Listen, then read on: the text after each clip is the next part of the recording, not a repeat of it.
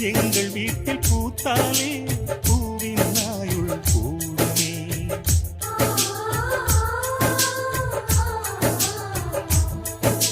இரண்டு கண்கள் என்றாலும் பார்வை என்றும் ஒன்றுதான். உருவத்திலே தனித்தனிதான், உள்ளம் என்றும் ஒன்றுதான். ஒரு சேவல்தான் நடை காப்பது, இந்த அதிசயம் பாருங்கள். கண்ணனை வாழ்த்துங்கள்.